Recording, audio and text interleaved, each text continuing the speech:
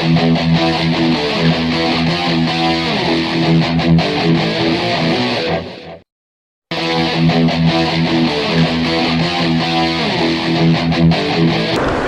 up guys, so I'm back with another video, and today I just want to address the fact how you should train for your own goals, how your training should look like.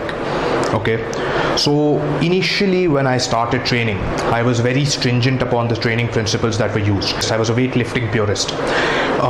I didn't vary my routine too much. I didn't shock the muscle. It was all about whatever the best exercises for that muscle are, I'm going to do that only, and do it again and again and again and again without any kind of change.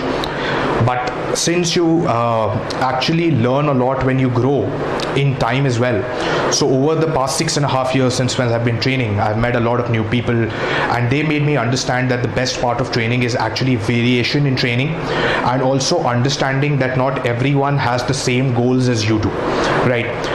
So I wanted to be a power lifter. I wanted to deadlift 600 pounds. It was my goal, so I trained according to that. Someone who wants to be a football player does not have to train according to that. It doesn't make sense, right? So that is how I want you to train. Train according to your goals. Number one, you need to define what your goal is. It doesn't have to be with respect to a particular sport. There are a lot of people, maximum amount of gym goers just go there for the aesthetics, for a healthy life, for being slim, for being attractive looking, right? They don't have to be professional sportsmen. They don't have to train like professional sportsmen as well. That is what my entire point is. That doesn't mean you don't train hard, but there is a separate method, there is a separate intensity of training when you're looking to become a bodybuilder, a power lifter, or a professional sportsman, because that is what your livelihood will be. You have to be good at it. Here, this is something very secondary, right? Now, I train like a proper power lifter, come bodybuilder, because it is kind of a passion to me. I have a very separate professional career as well, but then this is something which I find enjoyable. Not a lot of people find going to the gym enjoyable. They simply go to remain healthy, to remain fit, and that is completely fine. As long as you're going to the gym, as long as you're causing or as much elongation of your life and remain fit throughout your life, even if you're doing it while not enjoying it, it's fine.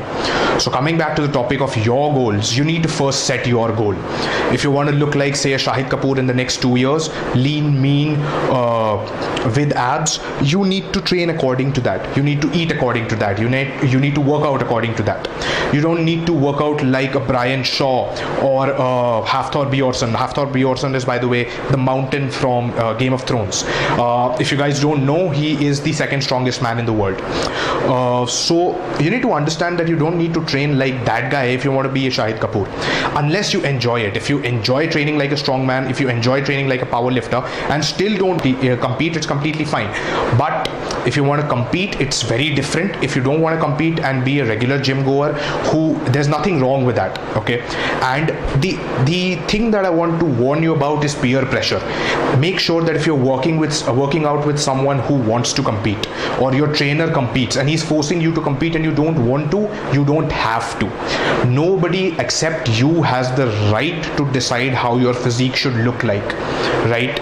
Now, that being said, there are a lot of people who are comfortable with their physique, very confident, even when they're overweight, obese, or fat. Okay, I would not recommend that. Now, I might sound like I'm arrogant or I'm body shaming someone, I'm discouraging people, putting them down. That's not the case. Okay, however confident you may be in your physique, you need to understand the fact that diseases and health problems will occur if you're fat. The diseases will not be like, यार ये तो बड़ा confident है अपनी physique में, तो यार let's not get into his body. If you're fat, if you're overweight, with age, health problems will come, whether you're confident in that physique or not. So in order to save yourself from that, you need to understand that you need to lose weight. Okay, I'm not saying become someone like a Shah Rukh Khan or someone like a Salman Khan who has a ripped body, but you need to lose weight. You need to come down to the regular weight level, so not be obese or overweight. The second point being, if you want to look like a particular person, you need to understand that you need to train like that particular person, knowing the fact that if he's a celebrity, he might have a better financial background, may or may not, than you, so he could afford better supplements and stuff like that. So you need to understand, it is but obvious, if you're not using the supplements that he has used, it will take you a longer period of time to get there. If Amir Khan, a debatable fact that whether he took steroids or not, but if he achieved it in 6 months, he obviously had a proper nutritionist as well, proper supplements as well. You might not have that, so you might take 1.5 years for that. You need to understand and be patient and train according to only your goals. You don't need to crumble under peer pressure. If a bodybuilder says that you have to have an Olympia stage physique and you don't want to, it is absolutely fine to not train that way. Make sure you get your goal, and then you tell the pros or your trainers about your goal, and they help you in achieving that goal. Okay, they will not be the people who will be setting your goal, right? It's only you. Only you will be setting your targets, and then you will be working towards achieving them, right?